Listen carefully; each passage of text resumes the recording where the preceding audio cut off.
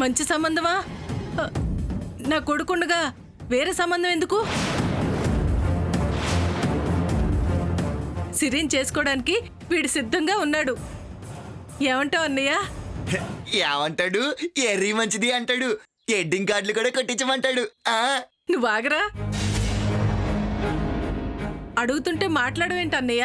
శకుంతల, అడగటానికి అసలు నీకు నోరు ఎలా వచ్చిందే?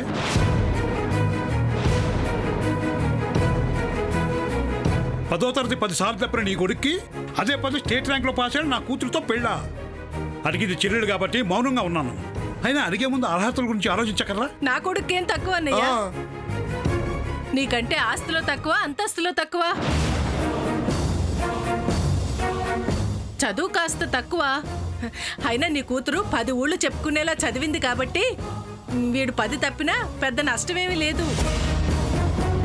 అన్నిటికీ మించి మన సిరి ఆశపడ్డట్టు పెళ్లి తర్వాత కూడా నువ్వు మాతోనే ఉండొచ్చు.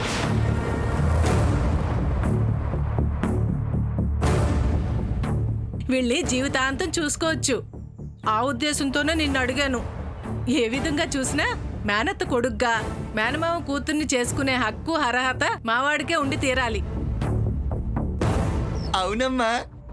ఆడపిల్లని అడగడానికి అత్త కొడుకు అవడం ఒక్కటే అర్హత కాదత్తయ్య. చదువు, సంస్కారం, గుణం, ఉద్యోగం అవి కూడా ముఖ్యమే. నా కొడుకు గుణానికేంటమ్మా? 6 రకాల చైన్లు వేసుకున్న అయోధ్య రాముళ్లా ఉంటాడు. కరెక్టే, కానీ ఆ అయోధ్య రాముడి గారికి ఆ చైన్లు ఎలా వచ్చాయో తెలుసా? అనుమానం. ఏంటి? డూ యు మీన్ నాకు అనుమానమా? No, I can't. నమ్మకం తీసు. ఎస్, జారిపోతుందని కళ్ళ జోడు మీద అనుమానం, ఊడిపోతాయని కాళ్ల జోడు మీద అనుమానం. వేసుకున్న షర్ట్ దగ్గర నుంచి పెట్టుకున్న బటన్ వరకు అన్నిటి మీద, అందరి మీద అనుమానం. అందుకోసమే, సేఫ్టీ కోసం ఈ చైన్లు. కాదని చెప్పమనండి. అంటే బై పొరపాటు జారిపోతాయేమో అని. విన్నారుగా, తన నీడను కూడా అనుమానించే మనిషిని ఎలా చేసుకోమంటారు అత్తయ్య? మేనత్తగా, బావగా మిమ్మల్ని ఎప్పుడూ అభిమానిస్తాను. అంతకుమించి ఆశిస్తే మాత్రం దూరం పెడతాను. అర్థమైందిగా?